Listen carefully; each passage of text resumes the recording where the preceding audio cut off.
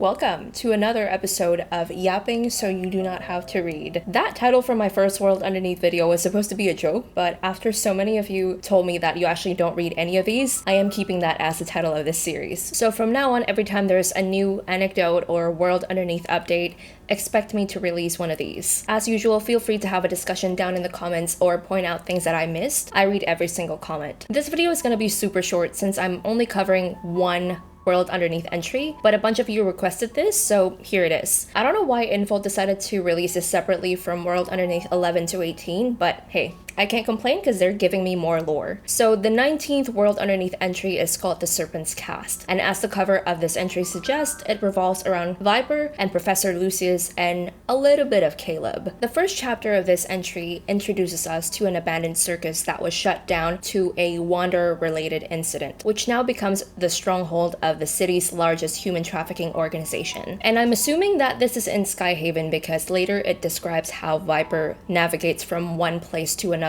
by driving. So this organization is called Viridilus. This word seems to derive from the Latin word Viridilus, which is Latin for green, youthful, fresh, vigorous. This fits really well with this line on this entry here. Their iron grip on the market stems from their tight security, overwhelming influence, and very important stock of rare young evolvers. It's almost darkly poetic, right? Naming it after youth and vitality when they're literally profiting off the most valuable thing these kids have, their potential. And this line confirms that they're not the only ones out there.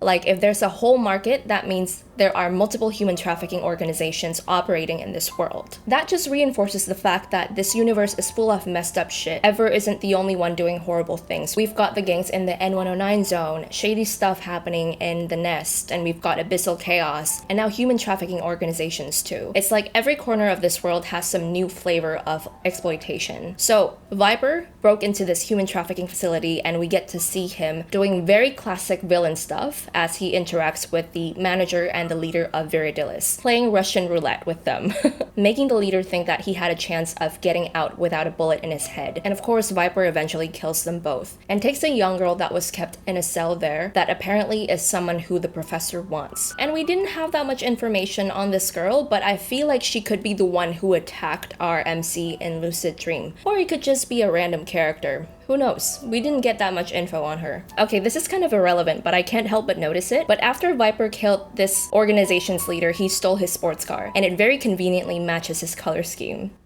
Okay, Viper. I didn't know you're a diva who likes to color match.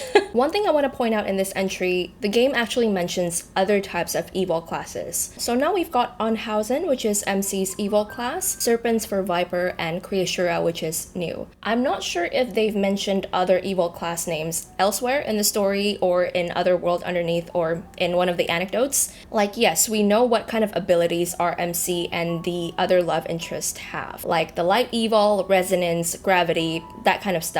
The only time I remember the game mentioning evil class is on chapter 1 of the main story. I don't know if this is gonna be super important later or if it's just world building, but I think this is the first time I've seen the game clearly pointing out that there are different evolver classes with actual labels. Maybe they have mentioned it somewhere and I might have missed it. It could be nothing. It could be just for world building, or it could be a setup for something bigger. We actually get to learn a lot about Viper in this entry, which is so good. We get a bit of his backstory and how he got involved with the professor. So he was also a victim of human trafficking, and he had a miserable and very traumatic childhood. We learn that his evil class is the Serpent's class. His evil is tied to snake DNA, specifically Viper's, which is why he can regenerate and produce venom. So yeah, that's where his name came from. When the owner of the Evolver trading base figured out his abilities, he became the main attraction at the Evolver trading base, and he basically got exploited. They would use him and cut his limbs off for show. The owner designed package deals for him, and people would literally pay extra to pick which limb to cut off. These sick fucks would pay to watch a child's limbs get cut off and get excited because the nerve endings would twitch for over 10 minutes during regeneration. One line that really made me sad is he wanted to beg for mercy, but when the agony became unbearable, even screaming was a luxury.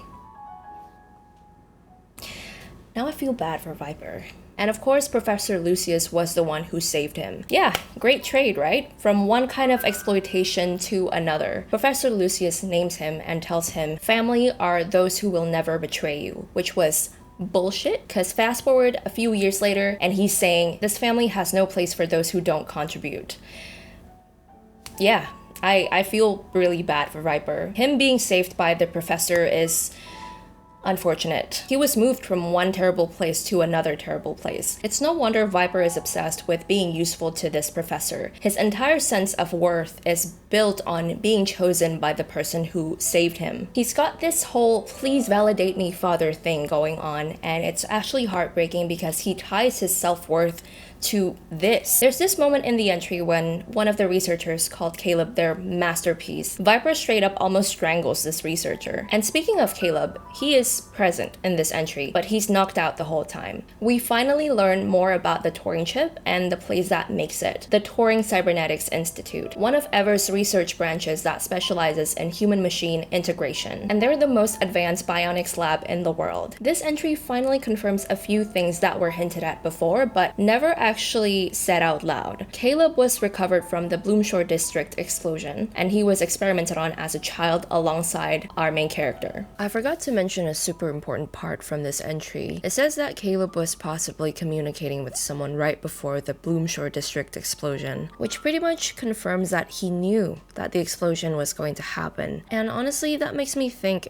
getting caught by Ever was a part of his plan. Now, I don't think he planned the explosion himself, because we know that it was Sherman's guys from the N109 zone who planted the bombs. They used to work under Silas before being bought by Ever. I think he just knows that the Raincoats are planning to take Josephine out, and he let himself get caught on purpose, because he knew Ever was also after our main character. Well, if this is true, then this man is playing 4D chess while everyone else is just trying to survive. And they talked about how there's a part of Caleb's consciousness that they're unable to access, just like in Lucid Dream. They have been trying to access this part of his consciousness since they first got him from the explosion. They tried again and again, and they still couldn't do it for months, because we see them attempting to do it again in the end of his standard myth. There's a sealed part of his mind where his most important memories are kept, probably protected by his evil, which lets him create a black hole inside his consciousness. Okay, look, I know I should have tried to figure this out while I was talking about his standard myth in this